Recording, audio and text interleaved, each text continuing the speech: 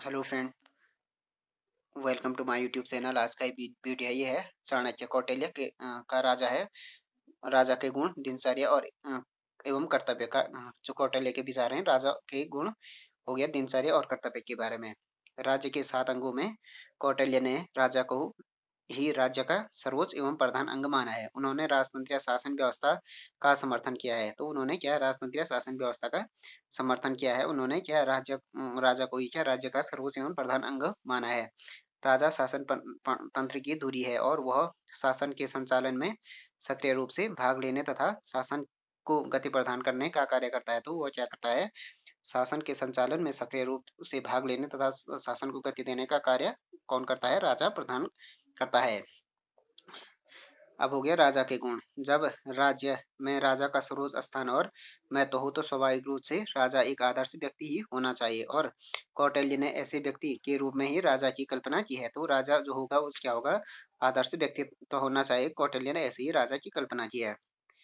वह राजा को दार्शनिक सम्राट मानता है, जो प्लेटो के दार्शनिक राजा से दार्शनिक शासक से किसी भी प्रकार कम नहीं है। उसने राजा के संबंध में बहुत ऊंचे आदर्शों, उद्देश्यों और कर्तव्यों का वर्णन किया है। उसके मतानुसार राजा और प्रजा में पिता और पुत्र का संबंध होना चाहिए। उसका ये था कि राजा और प्रजा में क्या होना चाहिए, पिता पुत्र का संबंध होना चाहिए। राजा अपने जो प्रजा है उसको पिता की तरह लाड प्यार करना चाहिए। राजा को उच्च आदर्शों और कर्तव्यों का पालन करने के लिए राजा में निम्नलिखित गुणों का होना आवश्यक है। तो उसने राजा के निम्नलिखित गुणों का होना आवश्यक बताया है। एक तो वह उच्च कुल का हो, दूसरे हो उसमें देवी बुद्धि तथा देवीय शक्ति हो, वह वृद्धजनों की बात सुनने वाला हो, धार्मिक हो और सत्य भाषण करने वाला हो, परस्पर विरोधी न हो और कृतज्ञ हो। उसका लक्ष्य क्या होना चाहिए, बहुत ऊंचा होना चाहिए। उसमें उत्साह अधिक हो, वह सामंत राजाओं को अपने वश में करने में समर्थ हो। उसकी जो परिषद क्या हो, छोटी न हो और वह विनय का पालन करने वाला हो। क्रोध, काम, लोभ, मोह आदि पर पूर्ण नियंत्रण होना चाहिए। तो उसने जो राजा के गुण बनाए हैं वो ये बताए हैं। उच्च कुल का हो गया, दिव्य शक्ति होनी चाहिए, वृद्धजनों का सुनने वाला, धार्मिक हो, सत्य भाषण करने वाला, परस्पर विरोधी न हो, काम, क्रोध और मोह आदि पर उसका पूरा नियंत्रण होना चाहिए। कौटिल्य इस वास्तविक तथ्य से परिचित था कि सर्वगुण संपन्न आदर्श राजा मिलना आसान नहीं है। उसके अनुसार इसमें कुछ गुण तो स्वाभाविक होते हैं, कुछ अभ्यास से प्राप्त किए जा सकते हैं। तो उसका ये मानना था कि जो राजा होना चाहिए वो क्या होना चाहिए, सर्वगुण संपन्न होना चाहिए।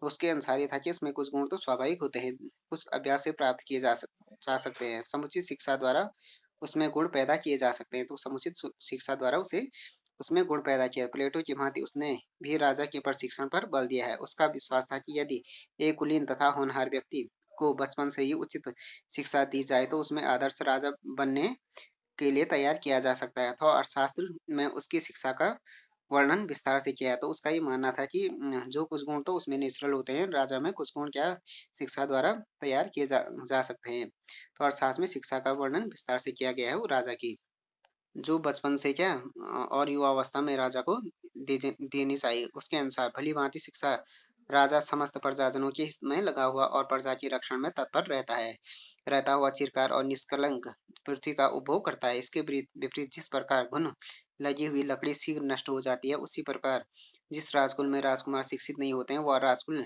बिना किसी युद्ध के ही नष्ट हो जाता है। तो ये उसका ये मानना था कि जो एजुकेशन है वो क्या है, मतलब अवश्य होनी चाहिए, अच्छी होनी चाहिए।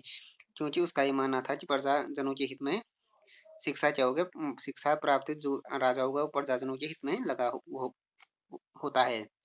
राजा की दिनचर्या। कौटिल्य राजा के दिन रात के कार्यक्रम को 24 घंटों और को सूर्य घड़ियों में बांटता है। दिन के पहले 8 घड़ी और रात्रि के 8 घड़ी।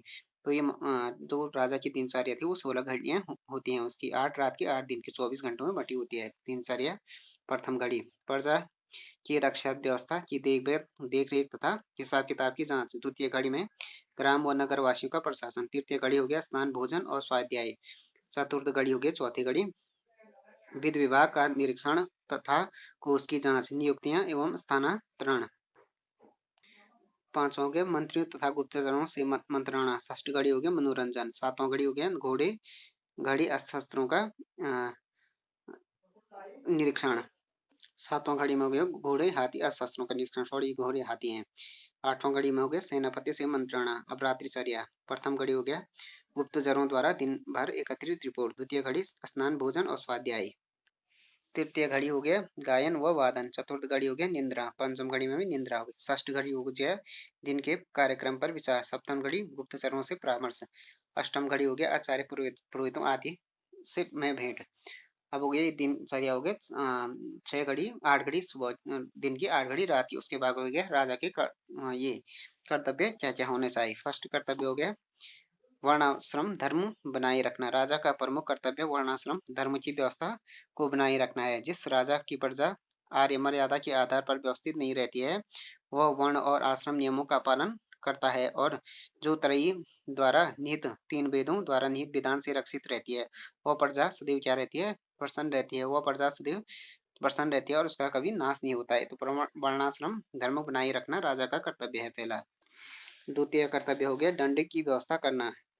दंड की उचित व्यवस्था करना राज्य का महत्वपूर्ण कर्तव्य है। दंड की व्यवस्था कौटिल्य के अनुसार दंड अपर्याप्त वस्तु को प्राप्त कराता है, उसकी रक्षा करता है, रक्षित वस्तु को बढ़ाता है और बढ़ी हुई वस्तु का उपयोग करता है। समाज और सामाजिक व्यवहार दंड पर ही क्या होते हैं, निर्भर होते हैं। अथवा दंड की उचित व्यवस्था आवश्यक है। इस संबंध में यह आवश्यक है कि दंड न तो आवश्यकता और औचित्य से अधिक हो और न कम हो। उसका ये मानना था कि दंड न तो आवश्यकता से अधिक हो और औचित्य से भी अधिक न हो और न कम हो। तो उसका ये कहा था कि जिस प्रकार का अपराध किया उस प्रकार का दंड होना चाहिए। यथोचित दंड देने वाला राजा ही पूज्य होता है। जो दंड अपराध के अनुसार दंड देता वही राजा क्या होता है, पूजनीय होता है। और केवल समुचित दंड ही प्रजा को धर्म अर्थ और काम से परिपूर्ण करता है। यदि काम क्रोध या अज्ञानवश दंड दिया जाए तो जनसाधारण को कौन कहे, वानप्रस्थ और सन्यासी तक क्षुब्ध हो जाते हैं। यदि क्रोध या अज्ञानतावश दंड दिया जाए तो क्या जनसाधारण का ही क्या वानप्रस्थ और जो सन्यासी होते हैं वो भी क्षुब्ध होते हैं। यदि दंड का उचित प्रयोग नहीं होता है तो बलवान मनुष्य क्या निर्बलों को वैसे ही खा जाएंगे जैसे बड़ी मछली छोटी मछली को खा देते हैं। तो ये हो गया दंड की व्यवस्था करना भी आवश्यक है राजा के लिए। अब हो गया नियुक्ति संबंधी कर्तव्य। कौटिल्य की राजतंत्र व्यवस्था अथवा शासन व्यवस्था में राज्य का प्राण होता है और शासन की धुरी भी होता है। कोई भी राजा समस्त कार्यों को अकेला संचालित नहीं कर सकता है, अतः वह शासन कुशलता पूर्वक संचालित करने के लिए अधिकारियों की नियुक्ति करता है और उसकी सहायता से राज कार्य संचालित करता है। राज्य को उत्तम बनाए रखने के लिए राजा और अधिकारियों के उत्तम बनाने पर बल दिया है।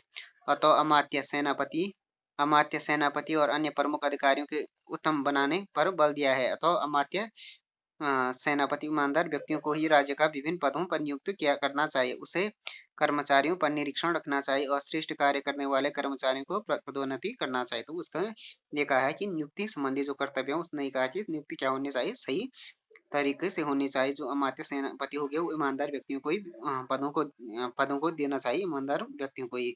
और श्रेष्ठ व्यक्तियों और ईमानदारों का ही क्या कर्मचारियों को पदोन्नत करना चाहिए।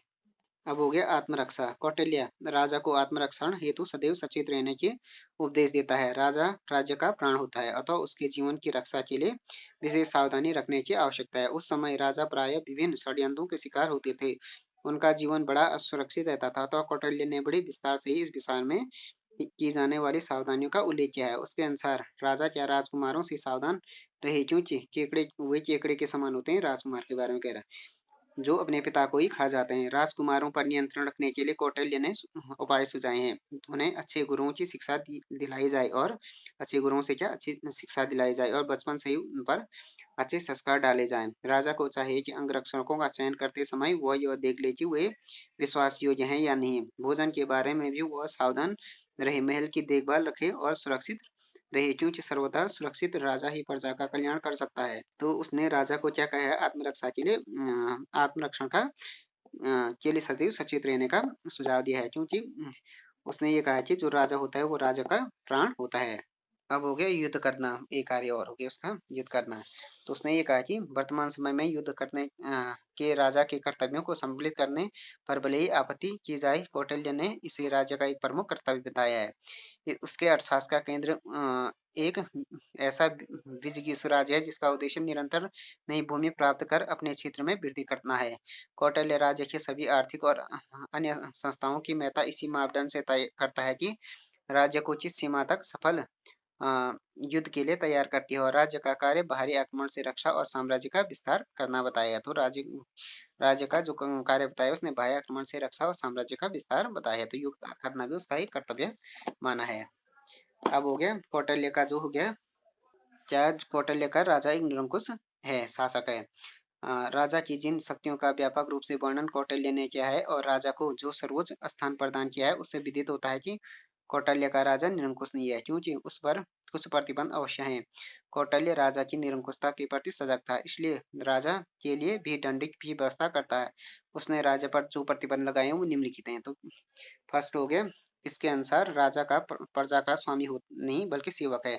अनुबंध द्वारा राजा प्रजा का रक्षण एवं पालन करने के कारण ही प्रजा से करों के रूप में अपना वेतन लेता था। राजा के द्वारा प्रजा के धन जनधन को हाथी पहुंचाने वाला कोई कार्य नहीं कर सकता था। एक प्रतिबंध योग्य। दूसरा हो गया, राजा स्वेच्छापूर्वक मनमाने ढंग से नहीं बल्कि धर्मशास्त्रों से बताई गई पद्धति और नियमों के अनुसार शासन करने को बाध्य था। यदि वह इसका उल्लंघन करता था और कर्तव्यच्युत होता है था तो उसे धार्मिक दंडों का भय रहता था।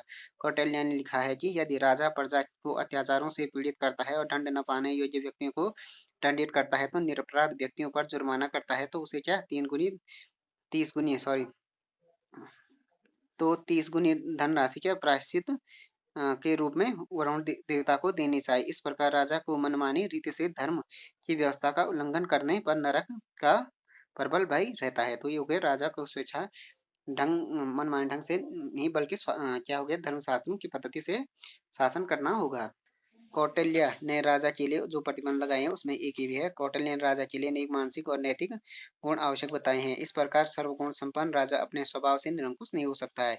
इसके अतिरिक्त कौटिल्य ने राजा की समुचित शिक्षा पर बल देकर बचपन से ही उसके मन में ऐसा संस्कार डालने चाहिए जो कभी उच्छृंखल न हो। तो शिक्षा भी आवश्यक बताया उसने, शिक्षा द्वारा प्रतिबंधित होना चाहिए, क्योंकि जो आदमी क्या होगा सुशिक्षित होगा वो कभी निरंकुश नहीं हो सकता है। चौथा प्रतिबंध का है उसने मंत्रिपरिषद का था। राजा सब कार्य स्वयं अपने आप नहीं कर सकता है, अतः उसे सब कार्य अमात्यों की सहायता से करने चाहिए। ऐसे पहिए एक पहिए से राज्य की गाड़ी नहीं चल सकती है। मंत्रिपरिषद के अधिकार राजा के समकक्षी हैं, जो राजा की शक्ति पर नियंत्रण रख उसे निरंकुश बनने से रोकती थी। तो फ्रेंड्स ये हो गया जो चाणक्य का राजा हो गया, चाणक्य का राजा संबंधी जो विचार हैं, राजा के गुण शायद दिनचर्या हो गए, कर्तव्य और क्या राजा चाणक्य का राजा निरंकुश है उसके बारे में हो गया video. Thanks for watching this video. If you like this video please subscribe my channel and like share and comment on this video.